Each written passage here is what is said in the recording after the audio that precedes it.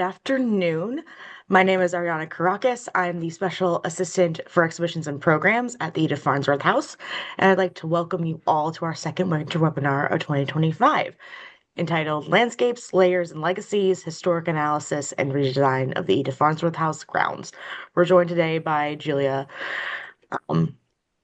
Bachrach and Darrel Morrison, which we are so excited, who I'll introduce you more in a moment.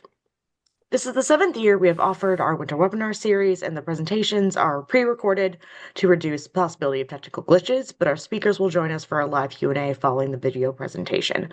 If it registered for our March 16th webinar in partnership with the Smithsonian Associates, there are still tickets available.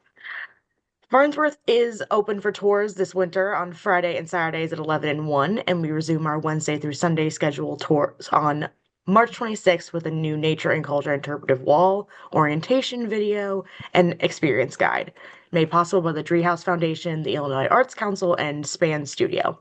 Please check our website for the latest updates on tours, events, programs, and exhibitions.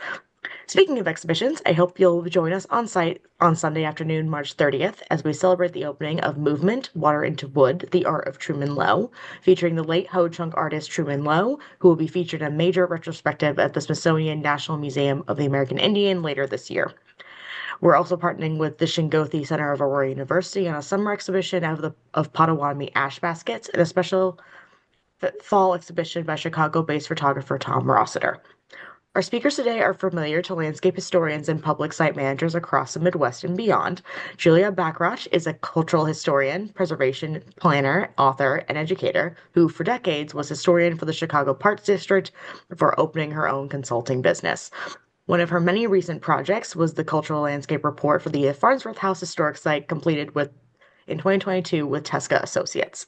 Our second speaker, Darrel Morrison, is a landscape architect, educator, and author, most recently publishing the semi-autobiographical work Beauty of the Wild, A Life Designing Landscapes Inspired by Nature, sold in the Edith Farnsworth House Museum shop and through our website.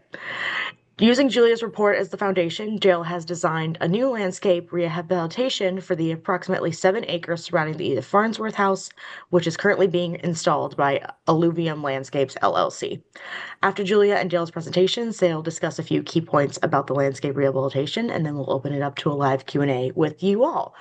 Until then, please mute yourselves, and if you have questions during the presentation, please place them in the chat so we can get right to them during the Q&A. I'm honored to be here to speak along with Darrel Morrison in a program entitled Landscape, Layers, and Legacies, Historic Analysis and Redesign of the Edith Farnsworth House Grounds. Landscapes are dynamic, and since they are constantly changing, the very idea of preserving a historic landscape can be perplexing. As stewards of the house and grounds, the National Trust and Landmarks Illinois have been committed to following best practices in the field of historic preservation. I want to give you a brief overview of the tools and guidelines for documenting historic landscapes and a summary of the documentation that I conducted for the Cultural Landscape Report of the Edith Farnsworth House grounds. And then Darrel will explain how the document helped him create a plan and design for the landscape. Since 1966, when the National Historic Preservation Act was signed into law, the National Park Service has been providing standards, guidelines, and technical assistance to help lay people and professionals preserve historic properties. Most of the documents and materials published by the Park Service are geared towards preserving buildings. Here are some examples, including the Secretary of the Interior Standards and Guidelines for preserving, rehabilitating, restoring, and reconstructing historic buildings. Although many people don't realize it, the National Park Service also provides technical guidelines for preserving historic landscapes. Two of the most important resources are Preservation Brief number 36, Protecting Cultural Landscapes, and the Secretary of Interior Guidelines for the Treatment of Cultural Landscapes. For anyone who wants to do a deeper dive, it's easy to find these materials online. Both of these resources provide detailed information relating to the documentation, landmark registration, and treatment of cultural landscapes. Both of these resources recommend that cultural landscape reports should be prepared for significant historic landscapes. A cultural landscape report is a planning tool that documents the history of a landscape, including changes over time, evaluates the property's significant character-defining features, and provides guidance for managing and treating the landscape. In serving as the historian on the cultural landscape report for the Edith Farnsworth House grounds, I conducted intensive research and documentation on the history of the site. As you might imagine, I was able to rely on a wealth of materials, including primary and secondary sources such as photographs, maps, and plans, published articles, legal documents, and Edith Farnsworth's own memoir, which is in the collections of the Newberry Library. I want to give you a brief synopsis of the important eras in the history of the landscape. I am not an anthropologist, but of course, we didn't want to overlook the thousands of years when Indigenous people occupied the site. Fortunately, the National Trust simultaneously commissioned a separate report by Dr. Rebecca Graff, a historical archaeologist at Lake Forest College. We were fortunate because Rebecca generously shared her sources and findings, which show that the site's superb natural resources attracted human settlement for millennia. By the early 1830s, various federal and state treaties and policies had forced out nearly all of the area's Native American people.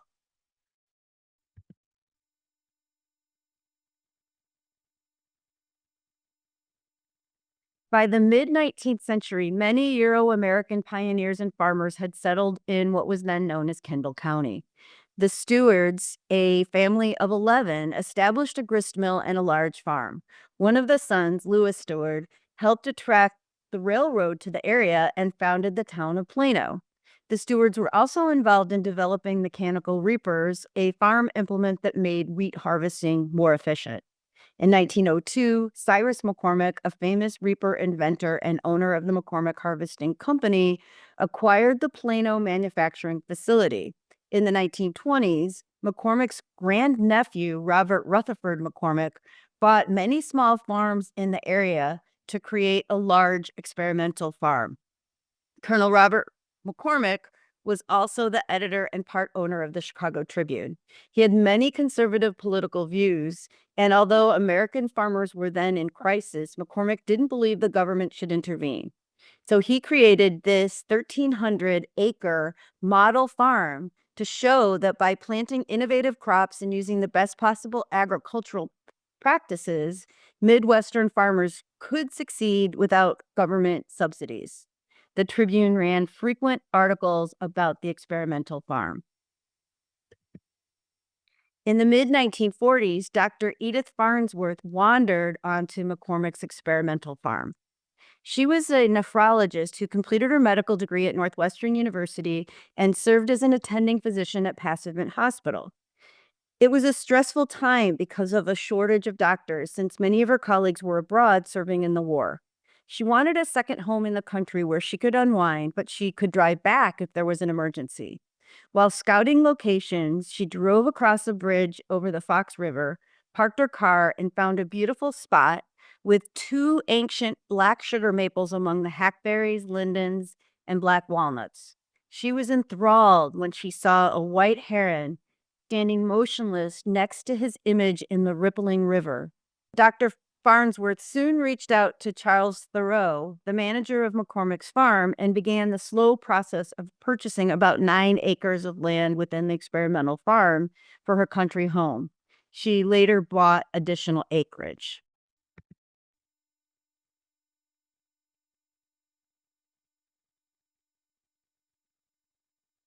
Edith Farnsworth was a modern architecture enthusiast, and she was planning on hiring Chicago architect George Keck to design her country home. But then there was a twist of fate.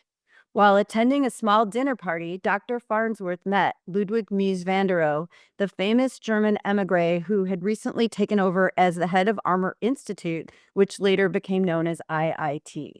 She told him about the site in Plano, and he said he would love to build a house for her there. So she drove him to the site. Edith was a dog person, and she had her poodle with her in the small car. It was winter, and in her memoir, she wrote that she felt bad because the dog kept climbing on Mies and got fur all over his beautiful long cashmere coat. She also wrote, "We walked down the slope to the frozen meadow grass, and I was worried for fear that a European might be unable to see the beauty of the Midwestern countryside at so unfavorable a season. But midway down, Mies stopped and looked all around him. 'It is beautiful,' he said, and I didn't doubt the spontaneity of his explanation. The landscape was an extremely important inspiration for the design of Mies van der Rohe's famous floating glass box. And of course, Mies made a fateful decision when he chose the meadow only about 75 feet from the river as the site for the house.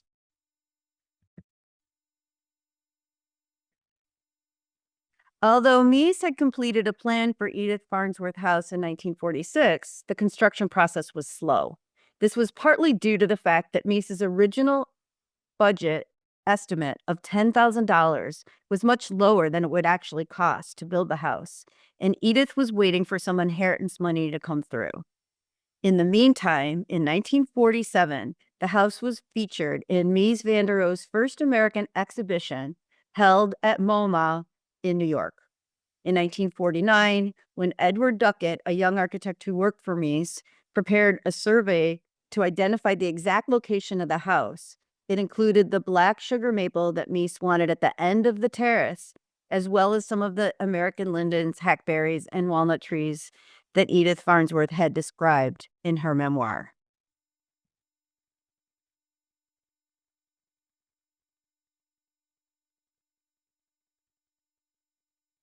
Edith Farnsworth wanted to maintain the naturalistic appearance of the site. Though she had planted some rose bushes and other perennials, she didn't want to change the landscape in any drastic way. Alfred Caldwell, a protege of the famous prairie-style landscape architect Jensen, worked closely with Mies and often visited the project site for the Farnsworth house in the late 1940s. In 1951, Edith Farnsworth asked Alfred Caldwell to make some landscape improvements. Caldwell was reluctant to get involved because of the lawsuits between Mies and Dr. Farnsworth, but he did create a path of Tennessee crabapple flagstone between the gravel drive and the terrace. After losing a painful battle with the state and county to preserve the country road and rustic bridge at the edge of her property, Edith Farnsworth put the house up for sale in 1968. The buyer was Peter Palumbo, a successful British businessman and developer who was a tremendous architectural enthusiast. Although he was passionate about the house, Palumbo did not appreciate its naturalistic setting. He said the building was very much like the temple at Paestum, rising like a jewel of the informal setting of a rough-cut meadow. And he considered the Caldwell path a pathway of crazy paving. To create what he believed would be an appropriate setting for the Mies masterpiece, Palumbo hired Lanning Roper, an American expat garden designer who practiced extensively in England. Lanning created an ambitious plan that was slowly implemented between the mid-1970s and the late 1980s. The rough meadow was replaced by mowed lawn. Roper planted thousands of daffodil bulbs, as well as Virginia bluebells, violets, and other perennials, and hundreds of trees and shrubs, including some that would, unfortunately, become invasive over time. Palumbo was an avid art collector, so Roper created a long looping walkway on which one could stroll to see the works by many famous modern artists, including Jim Dine, Richard Serra, Ellsworth Kelly, Andy Warhol, Klaus Oldenburg, and Alexander Calder.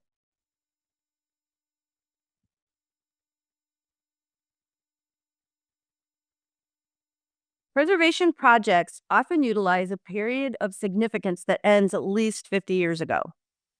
But for the Cultural Landscape Report, it was important to include the more recent period that began after Palumbo decided to sell the Edith Farnsworth house in 2002. Many people were worried that someone would buy the house and move it to another state or country. The dramatic story of how the National Trust and Landmarks Illinois teamed up in 2003 to save the building and its grounds is included in the report. There was a strong recognition of how important the relationship between the house and its landscape were then, and that sentiment continues today.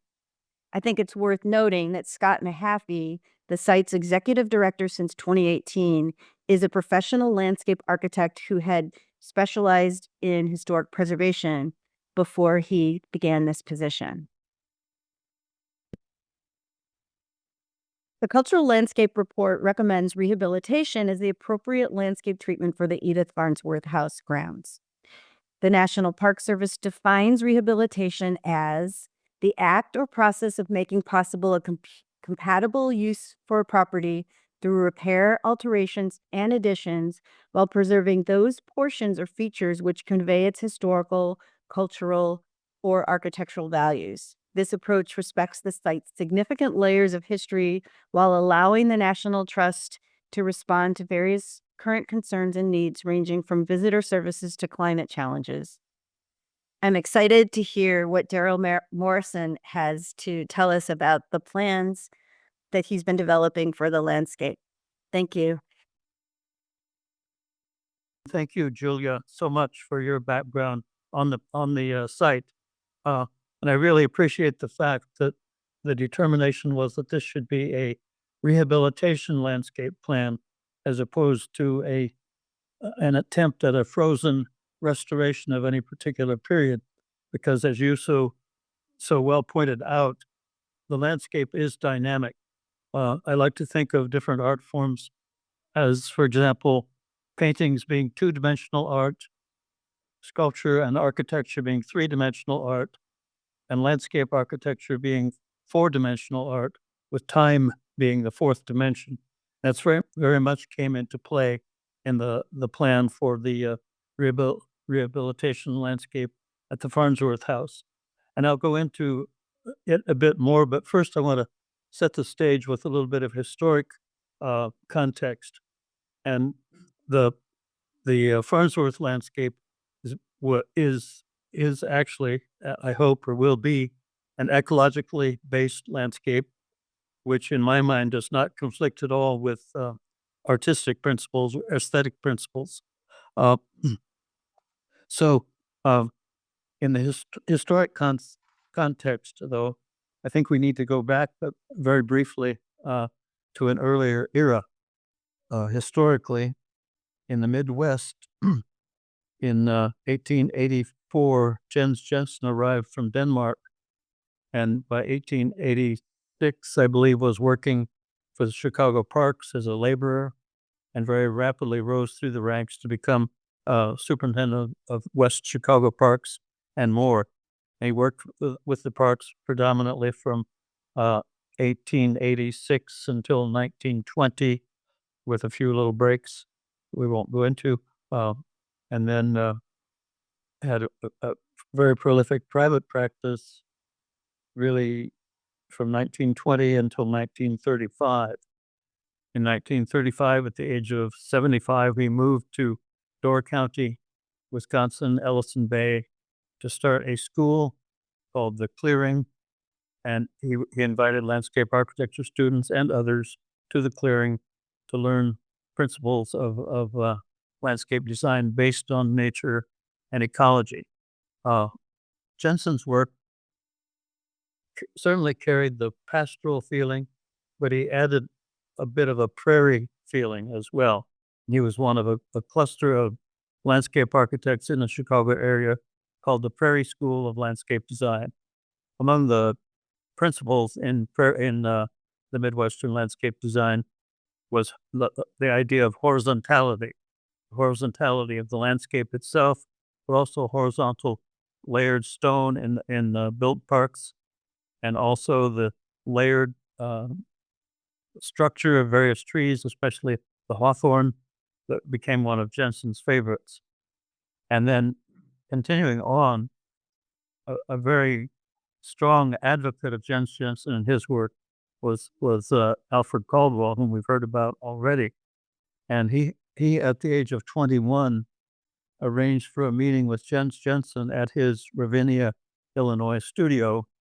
Jensen at that time was 64, but Caldwell had seen Jensen's work in Columbus Park, for example, which was designed in about 1920, and was enthralled with the prairie spirit that was evoked by Jensen's design at Columbus Park. And with some audacity, I would say, Caldwell arranged at age 21 to meet Jensen, and he went to Jensen's office, and they talked for an entire afternoon in 1924, I believe it was. And at the end of the afternoon, Jensen offered Caldwell a job to oversee project implementation on his various projects.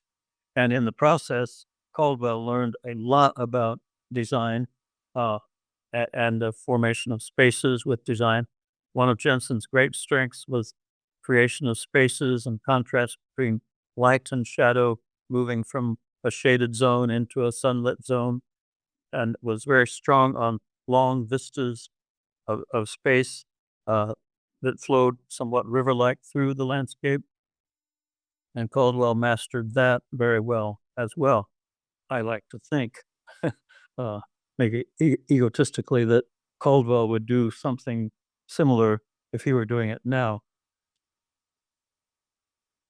And I, in my opinion, like Caldwell, have been greatly influenced by Jens Jensen as well, and have added a layer that was influenced by yet another couple of people.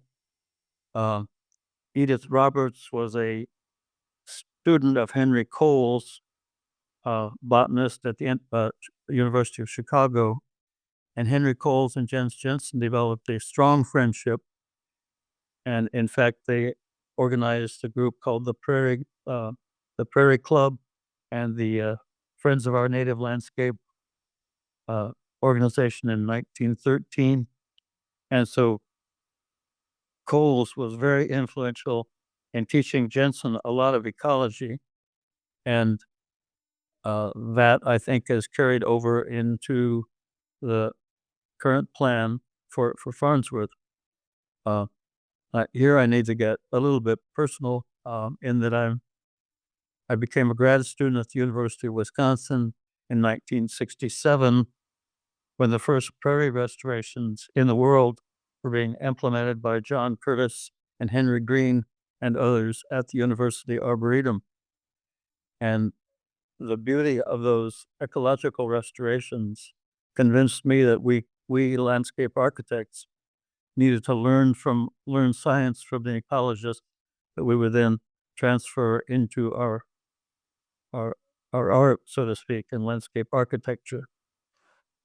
Jensen was strongly influenced by Coles as an ecologist, and learned a lot of ecology from him. So Jensen's skill at creating spaces with vegetation was made even more scientifically based with his familiarity with Henry Coles and his ecological bent. In the early 1800s, there were, I believe, 30 million acres of prairie in my home state, Iowa, and 11 million acres in the northern two-thirds of Illinois. So this was the native landscape before settlement by European white settlers. And here, even in this preserved prairie, you see the horizontality and the importance of the sky in the prairie landscape, and the waves of ocean-like grasses with flecks of color from the many forbs or wildflowers growing in them. The Prairie School of Landscape Design certainly was influenced by the original landscape of northern Illinois and much of the Midwest, with 30 million acres of prairie in my home state of Iowa and 11 million acres of prairie in Illinois. And here we see an example of that original prairie landscape in a preserved prairie in Iowa. And then in the next slide, we will see a restoration of that prairie at the University of Wisconsin Arboretum, at the Henry Green Prairie and the University of Wisconsin Arboretum. And elements of this have been woven into the Farnsworth plan as sweeps and swaths surrounding large meadow spaces. The next slide shows yet another version of that. This is a native Wisconsin garden at the University of Wisconsin Arboretum that I designed in 1997 and which was implemented in 2002 to 2003. I won't go into great depth, but this incorporates a long vista, which is a characteristic of the landscape plan for the Farnsworth house as well, surrounded by woodland plant communities, very much based on plant communities in the manner of Robertson Raymond, authors of American Plants for American Gardens. The next slide moves on to another project, or to that project. This is the long vista at the University of Wisconsin Native Plants Garden, where a high diversity of plants, probably within this photograph, 100 native species of herbaceous plants were reintroduced to create a tapestry very much reminiscent of the original prairie that might have occurred even on this site. The next slide is a segment of that design. In the background, we see the restored Curtis Prairie with the fleck of sunlight on it. Foreground is part of the native Wisconsin garden with characteristic wildflowers, lots of color and life. Next slide is a very different site. This is Storm King Art Center, where the idea of using native grasses, native prairie plants in large patches, but still reflecting the fact that this is a sculpture garden, sculpture park with large numbers of people walking through it, but still the color and the texture of the native grasslands of the East showing up. Next slide is a slope, maybe slightly reminiscent of the slope at Farnsworth. In this case, that's been seeded, converted from lawn to tall grasses and savanna plants. Next slide, and still in the east, shows an early planting at Storm King with a native grass. This is one of the grasses that is incorporated into the slope at Farnsworth House in the new landscape plan. The next slide takes us to New York Botanical Garden, somewhat of a stylized garden on the slope down to the Bronx River at the old stone mill, formerly a tobacco mill, P. Lorillard plant. And here there's a fairly self-conscious drifting of trees and shrubs diagonally across the slope down to the Bronx River, with different species matched up with the moisture level and the light level growing there. And the next slide shows an on-the-ground picture of that, with an old stone bridge over the Bronx River, clumps of gray birches with native grasses forming a vista through that. Next slide is a view down into that garden from the P. Lorillard Snuff Factory, second floor, with drifts of native species.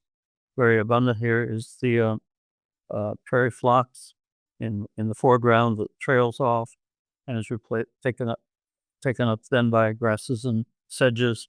And then in the distance there are ragwort, a yellow drift as well.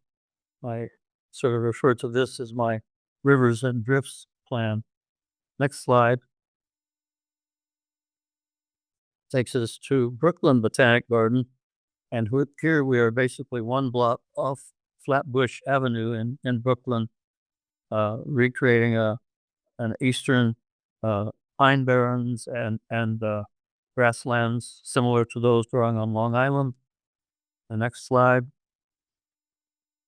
is another illustration of that with surrounding oaks, and then prairie and bog vegetation in the foreground with an architectural element as well. And the next slide reminds us that in that native vegetation, there is a lot of beautiful color and texture throughout the year. There are pitch pines here, which are part of the Pine Barrens community, but also little blue stem, pearly everlasting, giving color throughout the winter. And we can do that at the Farnsworth place as well with our native grasses and forbs. The next slide is just a reminder of the importance of light on the landscape. And in the Farnsworth plan, I have a fern blade, for example, and when the light comes in from a low-level light in the morning or afternoon, this is the sort of landscape we will see. And so this brings us back to the plan. If we want to look at that one more time, here I was influenced by a variety of forces, like the floodplain, and any of the plants growing in the floodplain, which is from about midway up in the photograph, are plants that were selected from flood-tolerant plants as represented in Swank and Wilhelm's book, Plants of the Chicago Region. And the plants I've specified here are also typical and mentioned by Swank and Wilhelm in Kendall County, as it was. As from midway up, we go into the slope that you see from the Farnsworth house, and each of the color zones is represented by a variety of species that are being reintroduced, adding more life and more diversity, which is important for the sustainability of this landscape.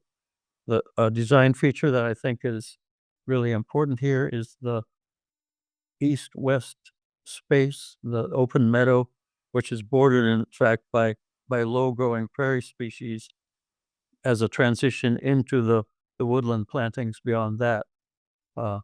So in the end, it is native plants, but it is a design landscape with purposeful spatial formation. There are some characteristic plants. We have added some amelanchers where Alfred Caldwell planted amelanchers in the northwest part of the open space. There are also hawthorns, horizontally branched trees, which are representative of the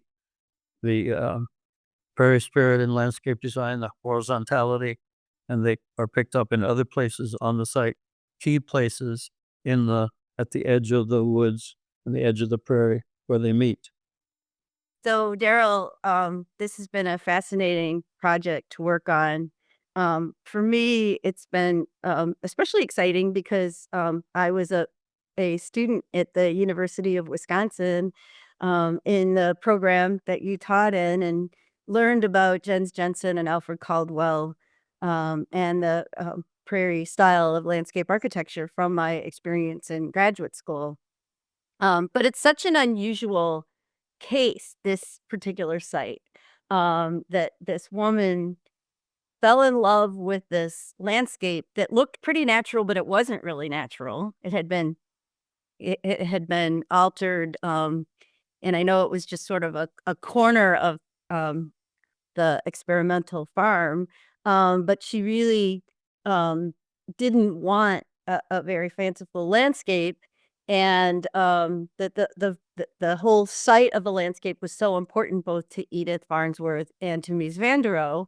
And then the fact that it then gets purchased by someone who really doesn't appreciate the appearance of the landscape, and appreciates native plants, but doesn't want such a kind of rough looking meadow, and then makes it into sort of a more horticultural kind of setting for the house. And so it's got these different layers, but it's certainly the two of the most important being Dr. Farnsworth's period, and then Peter Palumbo's period. So I'm just I'd love to hear more about how the plan tries to respect those two important periods.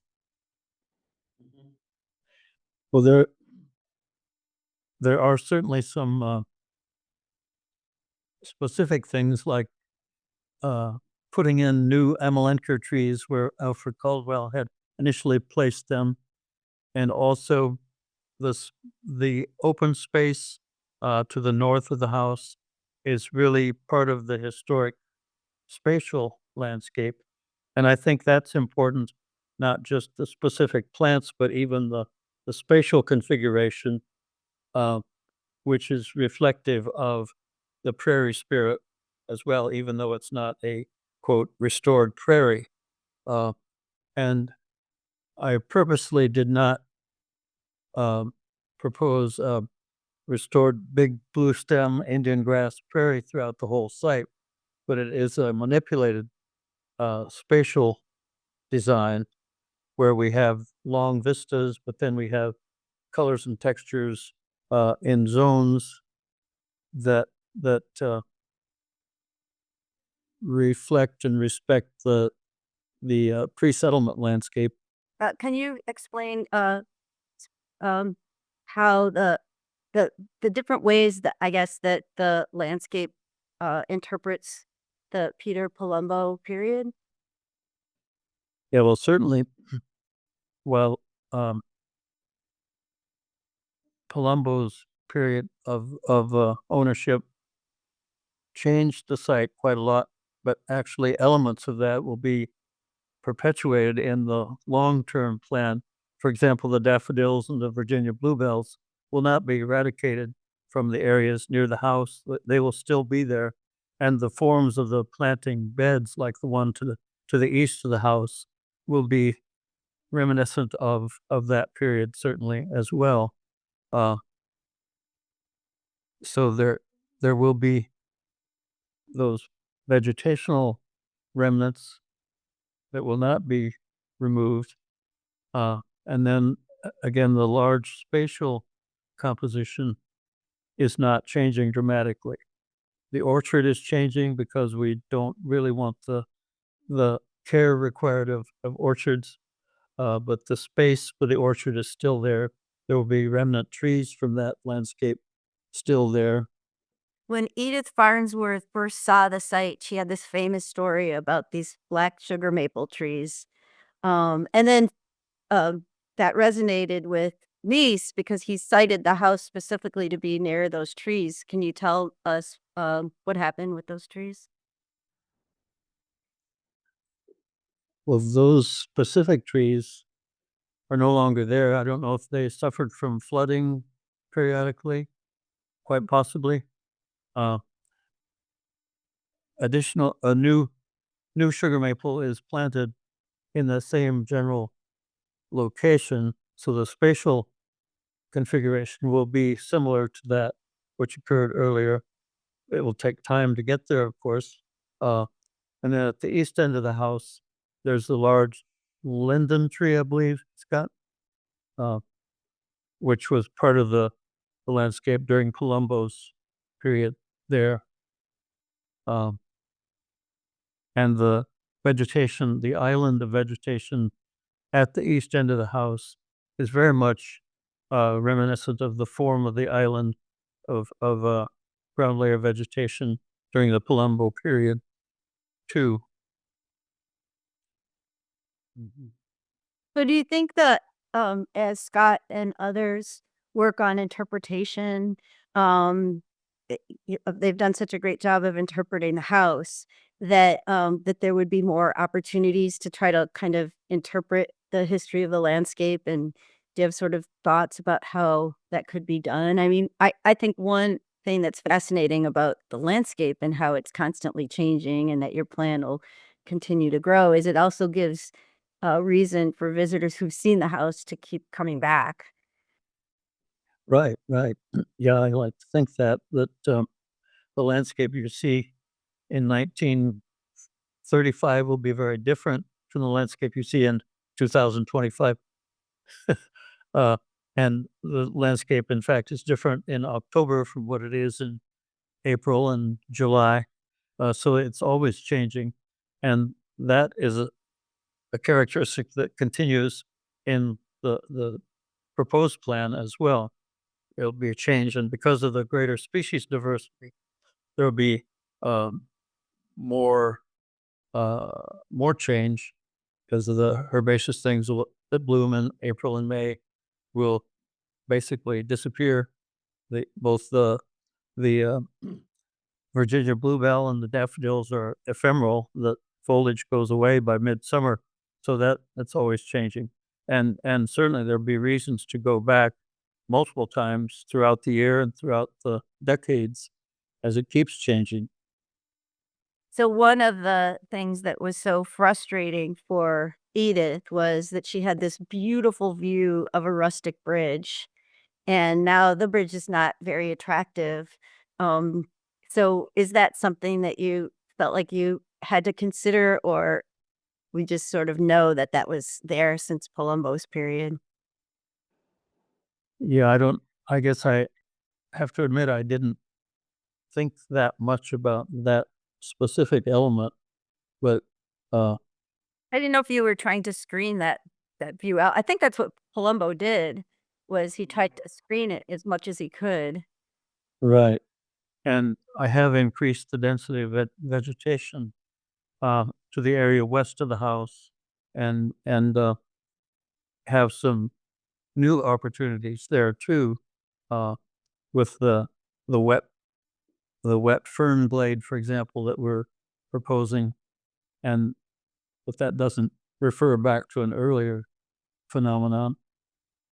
That actually brings me to the question that I was trying to think of, which is, w one of the major concerns that we haven't really had time to really, explore is the issue of flooding, and Mhm. the fact that, this is something that, Edith dealt with a little bit and Palumbo dealt with a lot, and I think, now the National Trust and uh, Landmarks Illinois is really struggling with.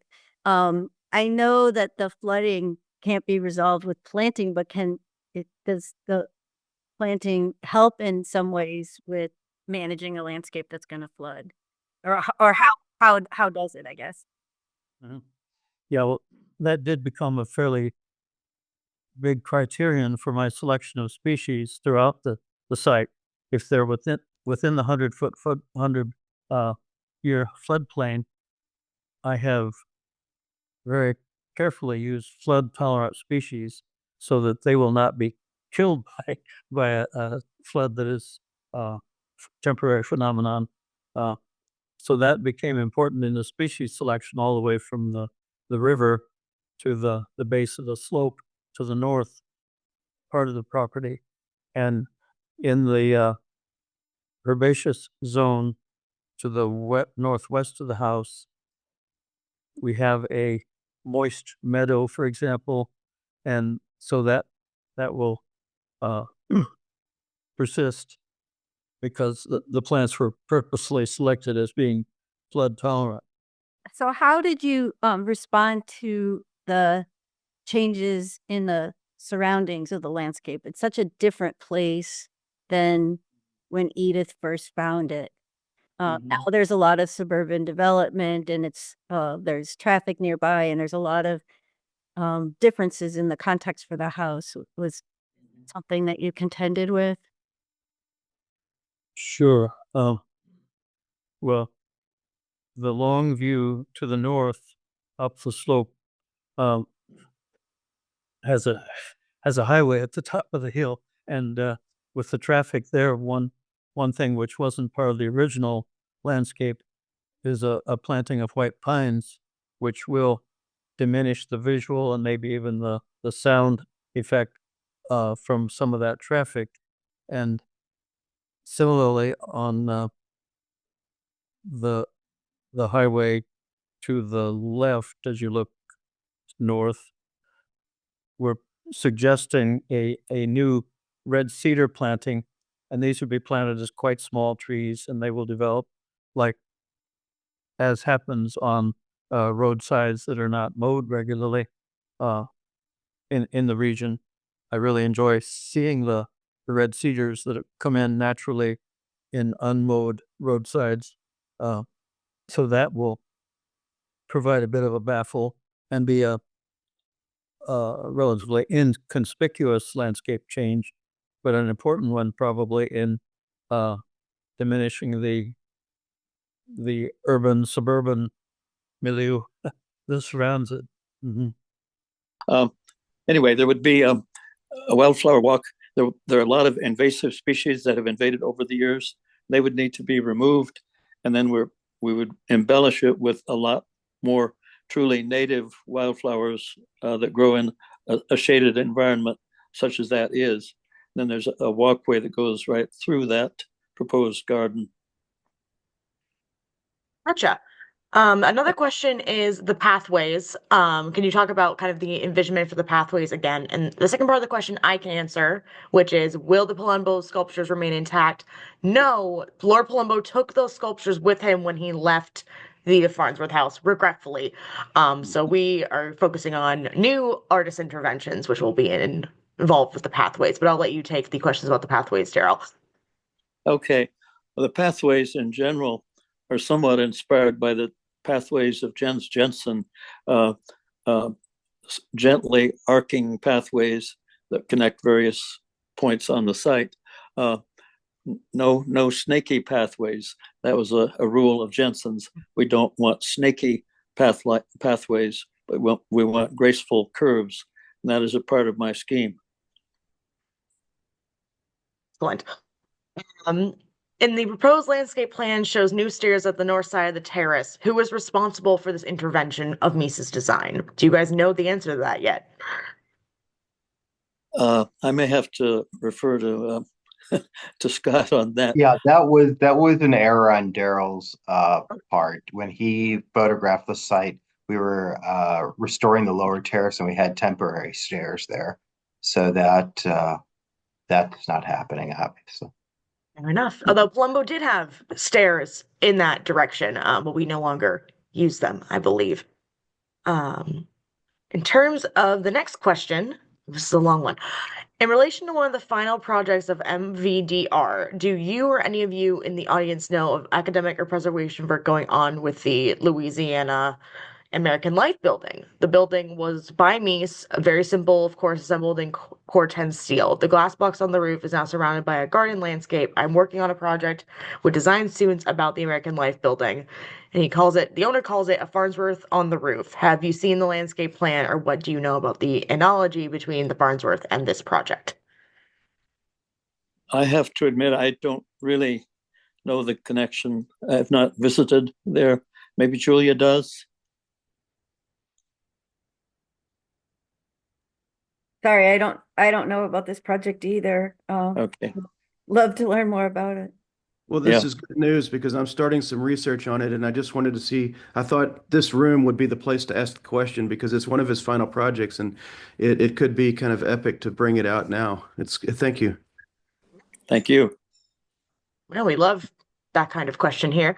Next question, could you please comment on the large deciduous tree that was there immediately south of the house? This tree has died. Have you considered replacing this tree for solar shading effect? And do you know if this was very effective? We have proposed, and I believe planted, right, Scott? A new tree, which will provide some of that function as the tree grows.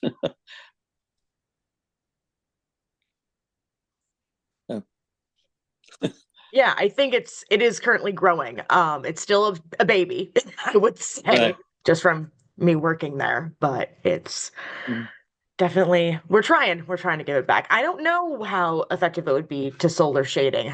What would you say about that? Well, it certainly will serve that purpose very well, and that is part of the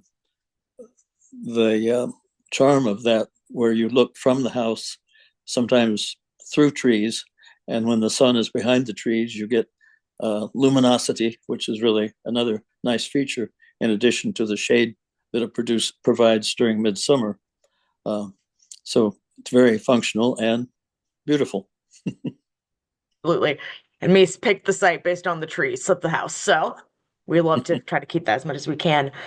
Um, a question for both of you, actually. How do you go about approaching a project like the Farnsworth house set where the site scenery is almost intertwined with the architecture? Like, is there, like, how do you, when you were given this assignment, how did you start? Well, I guess I like to always start with an overall mass space plan, and it would be influenced by the work that Julia did in the cultural landscape study, where there was masses of canopy trees and so forth. Those in general have been uh, replanted, if you will. So the overall spatial composition will be very much related to the historic one.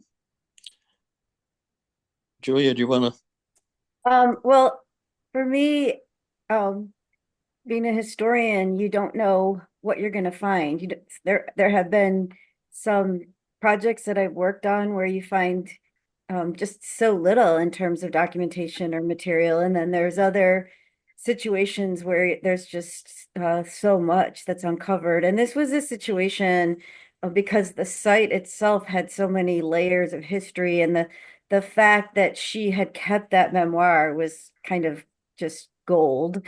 Of course, there's been lots written about Mies. There's the famous book that Franz Schultz had done, and it was then reissued after the lawsuit. So all of the court documentation that hadn't been released was kind of revisited. So it was kind of a remarkable sort of treasure trove of material about Mies and other important architects and landscape architects. I mean, really, Caldwell's the only real landscape architect. But I think it's a very exciting time to be a historian. I'm teaching a class with undergrads right now, and it's called Researching Chicago's Historic Parks and Neighborhoods, because there's so much digital material that's available, that's searchable, that we didn't have 10 or 15 years ago. The newspaper archives are amazing. There's I use about 4 different platforms for searching newspapers. And I really hope that Scott and the staff will have a chance someday to do an exhibit with kind of a deeper dive on Edith and the fight that she fought to try to kind of preserve the site, and the even using the archaeology as an argument back in the 60s, when the preservation and archaeology laws were still so new. It's just such a fascinating story, and it was such a real heartbreak for her.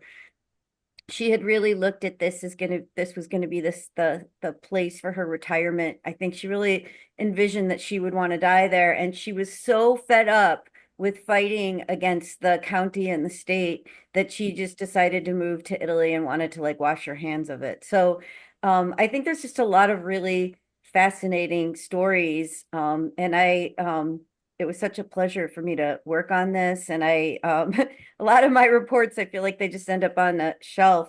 So I was asking Scott, the why the Farnsworth House website, doesn't post the report, and he encouraged me to just post it. So he included the link. It was too big of a document to post the whole thing, but I did include a lot of the kind of summaries that I mentioned in my segment. So that's a very long answer, but it really is a very fascinating place with a lot of interesting stories. Absolutely is. Is there anyone else who has any questions? Feel free to unmute and ask them if you'd rather not write them in the chat. Could you maybe say something about how you dealt with the underside of the house? There's the shadow, of course, that inhibits growth of grasses, but in the photographs you can see the grasses do spread underneath the house. How did you deal with the shadow of the house and what grows under there? It looks like it's like a 24-inch rise, but something is growing under there. How did you deal with the shadow of the house? Well, essentially, we have a short, a small, narrow band beneath the edge of the house that will continue to be gravel, I believe, Scott, right? And so there will not be much growth in that amount of shade. So we've just essentially made it a little more, partly easier to maintain because there will not be unwanted things coming up in that zone that would disrupt the flow, so to speak. Okay. Thank you for your question. Julia, I did post, Chris posted the link to the CLR in the chat. So if anybody wants to read through those pages. And then also, do you want to talk briefly about the upcoming conference in Dubuque? Yeah, so I know we've had a lot of discussion about Alfred Caldwell today, and he was a fascinating person. Many of us were lucky enough to have met him because he lived until 1998 and he taught at IIT. So there's still active architects and landscape architects who knew him and worked with him. And one of his very earliest projects was Eagle Point Park in Dubuque, Iowa. So the Parks Division, which is part of the city of Dubuque, received a grant from the Jeffries Foundation to do a historic structures report. And so I was very excited that I was kind of recruited to be the historian for this project, and worked with Jenny Elsner, and we're just doing the final revisions on the historic structures report. There's 3 buildings, park pavilions that he designed as part of his city and a garden plan. For those of you who love the Alfred Caldwell Lily Pool, there's a water feature. There's numerous council rings. It's just it's right on the banks. You know, it's on the top of a bluff overlooking the Mississippi River. It is an absolutely gorgeous, really fascinating site. People often think the buildings were designed by Wright. Caldwell had just spent a few weeks at Taliesin. It was the Depression, and he wasn't really sure what to do. He was really struggling when he got this job, and he liked it when people thought they were Wright designed buildings. But at any rate, because of all the excitement of what's happening with this historic structures report, and the Parks Division is going to be doing fundraising for the actual treatment plan. The group that kind of organized all of this in Dubuque is sponsoring a conference in June, and it's going to be kind of a 1.5 day long conference, June 27th and 28th. And so Chris kindly posted the graphic because I was having trouble with my technology here. But some of you may know Paul Crudy. He's a wonderful architectural historian who's retired from University of Illinois. He'll be the keynote speaker, and then it will be also co-sponsored by the Frank Lloyd Wright Building Conservancy. And so the second day, there'll be tours of the Lily Pool. I mean, I'm sorry, not the Lily Pool, tours of Eagle Point Park. And then a bus will take people to this really fabulous Usonian house by Wright, about 45 minutes away, which is the Walters House at Cedar Rock. So it's a conference that's only going to be open to 100 people, and registration is open. So I would encourage people who are interested in the Prairie School to sign up. Thank you, Julia. We've actually gotten a couple more questions in the chat. Are there any plans to open Alfred Caldwell's farm in Bristol to the public? If either of you know the answer to that. I think a lot of us who love Caldwell have been really worried about what's happening because it's just it's owned by the grandchildren now, and there was a group that had organized to try to work with them to try to make sure that it doesn't get like subdivided and that it's preserved. But I don't know if there's any recent developments about that. Do you know, Scott? They don't. Of course, the family retains ownership so that they can use it for, family gatherings. But I know that IIT has made arrangements to take several groups there over the years. So I I assume, know I what I've heard is that people are kind of worried because the his daughter died and she was one of the shakers and movers but behind trying to keep it intact. And there was a lovely man who lived in the neighborhood who was a landscape contractor, and he was pretty much donating his services to maintain the site. And he was just getting like old, and I think he wanted to like move away. So I don't know. So I think there's not any current update that's positive that I know of. Um, if Yeah. anybody's friends with his family, you should definitely reach out to them. Valid point. Secondly, is the new landscape plan available to study as the product is being installed? Could you repeat that, please? If the plan that you guys have made, if is available for like the public to see as we're installing it, which I think we have a copy of it on site, don't we, Scott? yes. So we should clarify that, and certainly, you can chime in, Darrel, Mhm. that one of Caldwell's great values to Jensen was that he could actually, boots on the ground, interpret Jensen's, intent. So the plans were oftentimes schematic level or advanced schematic level, and then the project superintendent or the job site superintendent would actually do the layout of the plantings and the specific plant choices, for the sunshade conditions, environment, so forth. And so we followed the same tradition with Darrel's plan. He stopped the design at the advanced schematic level, and Alluvium Landscape Design Build are doing the implementation.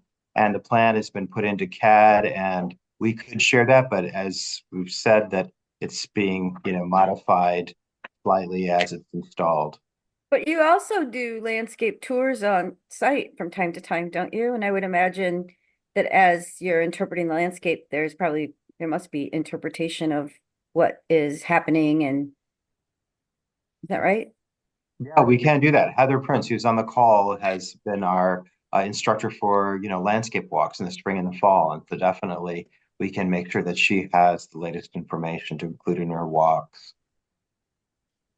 I just want to also say that the boots on the ground, is often really important.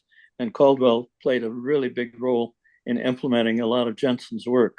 He interpreted it as Jensen would, I think. And I really value that. We found the same thing in Dubuque, that even in Caldwell's own drawings, they don't really represent as-built. So it's the architects. It's been really fascinating to work with the historical architects who've been trying to understand decisions that Caldwell made on site as the buildings were being constructed. And that's a really interesting case because the stone was quarried on site. They actually had a stone quarry at the base of the park, and he was teaching the WPA workers how to quarry the stone and cut it and lay it and build the building. So it was like really, what a Renaissance man that there's the landscape design elements, but then there's this whole, 3 buildings that were all built by laborers that he completely taught. And it was it was all being done as a federal relief project during the Depression.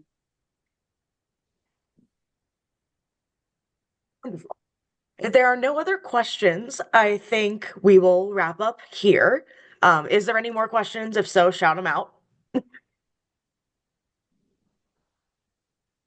Seems like there's not, but I want to thank you all again, Darrel, Julia, for giving us your time and sharing your expertise with us. We've really enjoyed it. And to everyone else, thank you so much for supporting the Edith Farnsworth House and Please look into our next lecture that's coming up in March, and we look forward to welcoming you all on site in March for our full season. Have a good afternoon, everyone. Thank you. Thank you.